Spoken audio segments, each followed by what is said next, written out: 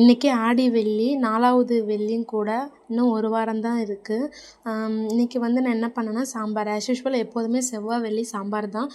தொட்டுக்க வந்துட்டு காலிஃப்ளவர் அந்த கிரேவி மாதிரி பண்ணேன், அது பொரியல் ஆகிடுச்சு.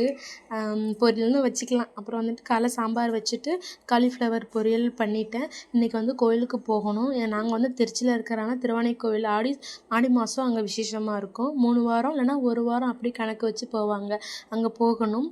நம்மளோட பெண்களுக்குன்னு பார்த்தீங்கன்னா காலைல எந்திச்சோமா குளித்தோமா கிளம்புனோமா அந்த மாதிரி லைஃப் தான் பெண்களும் ஆசைப்படுவாங்க. ஆனால் நம்மளுக்கு அமைஞ்சது ஆண்டவன் கொடுத்தது எப்படி பார்த்தீங்களா, காலை வெளியே போனாலும் நம்ம தான் சமைக்கணும், வீட்டில் இருந்தாலும் நம்ம தான் சமைக்கணும். அதனால் காலை எழுந்திச்சி சமைச்சு முடிச்சுட்டு போயிட்டு ஒரு ஃப்ரெஷ்ஷாக கிளம்ப முடியாது. எத்தனை பேருக்கு நீங்கள் இப்படி ஃபீல் பண்ணியிருக்கீங்கன்ட்டு கமெண்டில் சொல்லுங்கள். வீடியோ பிடிச்சிருந்தா சப்ஸ்கிரைப் பண்ணுங்கள். உங்களோட ஒவ்வொரு சப்ஸ்கிரைபும் எனக்கு ரொம்ப முக்கியம். நீங்கள் பண்ணுற சப்ஸ்கிரைப் லைக் வந்து எனக்கு அடுத்த வீடியோ போட மோட்டிவேஷனாக இருக்குது. வேறு எந்த மாதிரி வீடியோ போடலான்னு கூட நீங்கள் சொல்லுங்கள். அதை நான் ஏற்றுட்டு நான் வீடியோ வந்து போடுறேன்.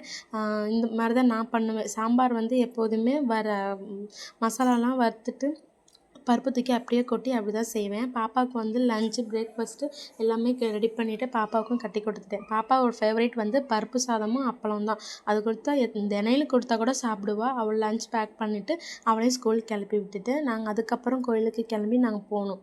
கோயிலுக்கு போகிறது பாப்பாவுக்கு தெரியாது. தெரிஞ்சால் அவள் லீவு போட்டுருவாள். ஓகே, நெக்ஸ்ட் வ்ளாகில் பார்க்கலாம். சப்ஸ்கிரைப் பண்ணுங்கள். தேங்க்யூ. நெக்ஸ்ட் வ்ளாகில் பார்க்கலாம்.